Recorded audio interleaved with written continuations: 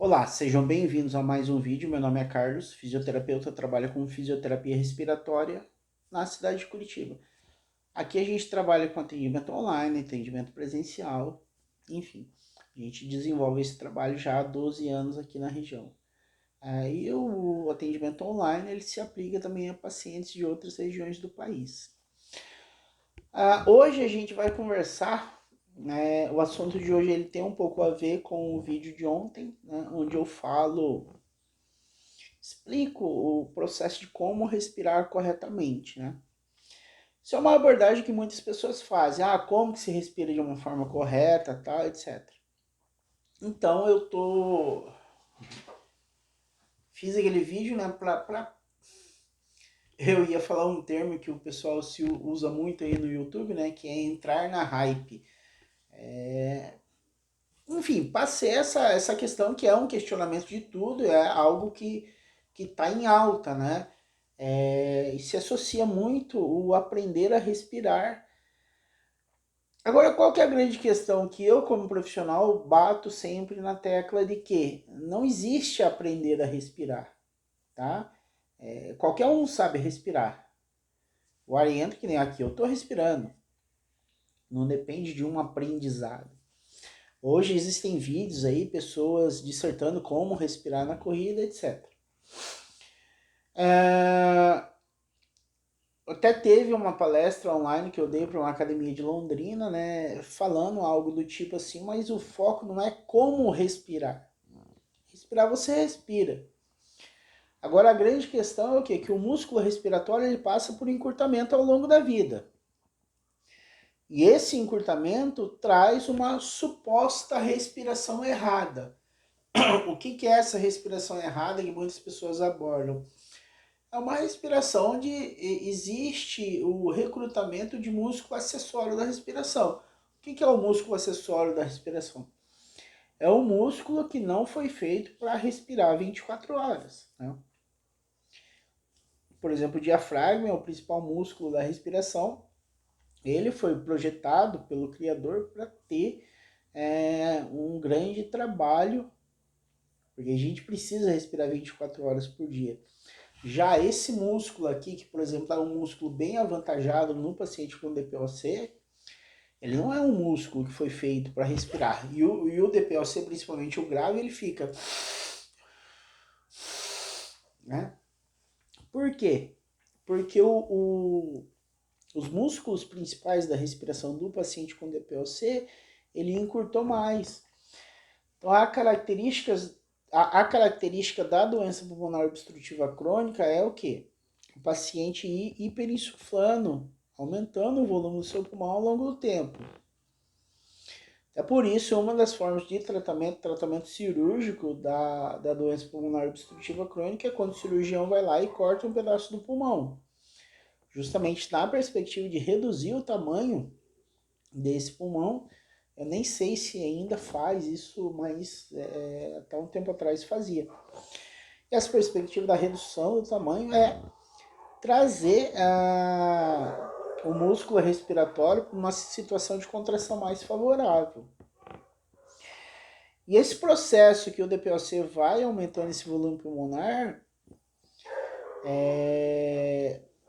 traz esse encurtamento, e esse encurtamento traz essa fraqueza para o músculo respiratório. Consequentemente, o paciente com DPOC ele passa a recrutar de uma forma mais fácil em situações que não eram para ser recrutados o músculo acessório. Aí isso deixa de ser benéfico para ele. Isso vai trazer uma limitação funcional para ele. Então, quando a gente fala no paciente com DPOC e até mesmo se estendendo a outros pacientes, fibrose pulmonar, bronquiectasia, etc., e até mesmo um paciente que passou por essa doença aí e está no pós dessa doença recente que a gente conheceu, também não é um simples fato de aprender a respirar. Desculpa. Esses pacientes eles precisam de um manuseio um pouco mais detalhado no que diz respeito ao movimento respiratório. Existem inúmeras técnicas da fisioterapia respiratória que a gente pode promover essa melhora, tá? Agora, qual técnica, né? Isso daí vai ficar a escolha perante uma avaliação do profissional assistente do paciente. De antemão, eu coloco que soprar bexiga não é benéfico e nunca foi benéfico para a saúde respiratória. Anos atrás, acreditava-se que isso trazia um benefício, mas isso já foi abolido pela fisioterapia respiratória já há um certo tempo. Alguns profissionais que atuam na área da fisioterapia respiratória, mas não têm a formação na fisioterapia respiratória, ainda utilizam esse recurso do soprar bexiga como um tratamento, não só para doença pulmonar obstrutiva crônica, mas para doença respiratória de um modo geral. Atualmente, dentro da minha profissão, eu não nunca apliquei essa técnica de soprar bexiga, e eu tenho abolido um pouco as técnicas expiratórias, tá? Eu estou trabalhando mais com a técnica inspiratória. Ah, mas como isso, sendo que você acabou de falar que o DPOC ele tende a aumentar esse volume pulmonar, então tem que tirar o ar. Quando eu falo que eu trabalho com técnicas inspiratórias, eu trabalho com técnicas de fortalecimento do músculo inspiratório, que não tem nada a ver com uma técnica, por exemplo, essa daqui. Não tem nada a ver, são coisas diferentes, tá? Então essa técnica, o uso do Respiron, ela tende acredita-se que essas técnicas, a partir do momento que você infla o pulmão da pessoa que está sendo atendido por essa técnica, você tem algo favorável no fortalecimento do músculo inspiratório. E realmente tem. Mas não se aplica a qualquer pessoa, tá? Por isso que às vezes, tempos atrás, alguns meses, acho que em dezembro, novembro, tinha uma pessoa que chegou a entrar em contato comigo pelo site Treinamento Respiratório, a pergunta, e chegou a fazer alguns comentários em alguns vídeos. A pergunta dessa pessoa era assim: qual é o melhor aparelho para o paciente com DPOC? Sim, não existe isso. Tá? Depende muito da avaliação. De modo geral, o Power Breath seria um bom aparelho para o paciente que tem DPOC. Tá? De modo geral, assim, mas por quê? Por que eu falo que ele é um bom aparelho para quem tem DPOC? E o Respiron, ele não é também para fortalecer o músculo? Mas os dois, eles fortalecem o músculo inspiratório de formas diferentes, tá? O Power Breath ele faz esse trabalho voltado para a pressão que o músculo exerce, né? Para a pressão que o músculo respiratório exerce para gerar pressão negativa. Já o Respiron, ele foi projetado para incentivar o volume e, através disso, indiretamente, favorecer o ganho de força. Então, essa é uma diferença básica entre os dois aparelhos. Às vezes, para o meu paciente, eu falo, vou te ensinar a respirar, né? Paciente com DPOC, eu vou te ensinar a respirar. Mas, na verdade, não é isso que a gente faz, né? Se o paciente com DPOC for se apegar nessas técnicas, eu vou aprender a respirar, não vai funcionar assim, tá? Vai funcionar de uma forma limitada. Algumas coisas para esse paciente vai ser até bacana, né? Então, por exemplo, aquela ideia de colocar um livro sobre a barriga, deitado, para o paciente com DPOC até é bacana, mas não vai ter um efeito muito positivo.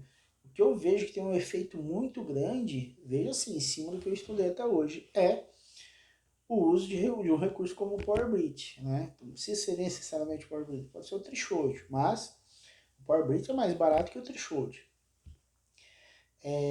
A perspectiva de melhora é de até 75% já no primeiro mês. Então eu vou lá comprar, né? Essa perspectiva de melhora de até 75% é com a orientação de um profissional, acompanhamento de um profissional. Aí sim, realmente tem essa perspectiva de melhora dos 75%. Agora, simplesmente comprar o aparelho e começar a usar, não, isso vai ter uma melhora um pouco mais limitada. Você não vai ter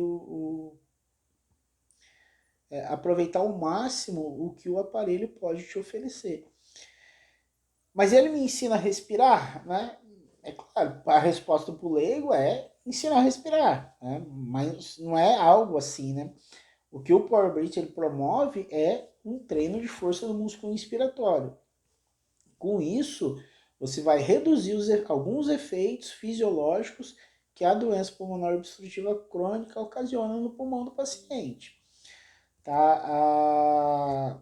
Como, por exemplo, a hiperinsuflação. Né? Você dá essa capacidade de contração maior para o músculo inspiratório e, consequentemente, o músculo expiratório vai ter um ganho também para poder comprimir esse pulmão de uma forma mais eficiente. Porém, isso não significa a cura da DPOC. Tem um fator ali mesmo que a gente analisa, que o médico analisa para o diagnóstico da DPOC, que é o VEF1. Quando ele é reduzido, né, dentro de alguns critérios, você tem um nível de obstrução que daí é diagnosticado a DPOC. O Power Breath, né, ele não reduz, ele não altera o VF1, mas e por conta disso ele não permite a cura do DPOC. Mas ele traz essa perspectiva de melhora de até 75%, redução do consumo de medicamento, etc. Tá certo? Se você tem curiosidade de saber mais sobre isso, peço que se inscreva no canal. Tá? Tem bastante vídeo aí onde eu falo da perspectiva da fisioterapia respiratória para o paciente com DPOC.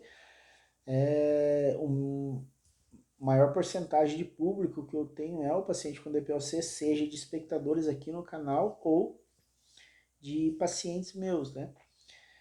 Então se inscreva, se você teve curiosidade sobre esse tratamento, marca uma consulta online comigo, a gente conversa, eu te explico, tiro todas as suas dúvidas.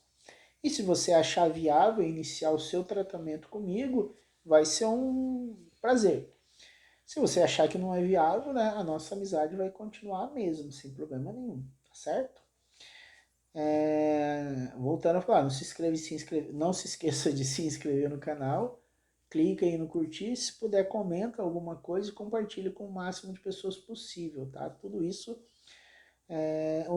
que eu peço para você é para ajudar no engajamento dos vídeos, para que o canal possa crescer cada vez mais, tá joia? Então tchau, um abraço e até o próximo vídeo.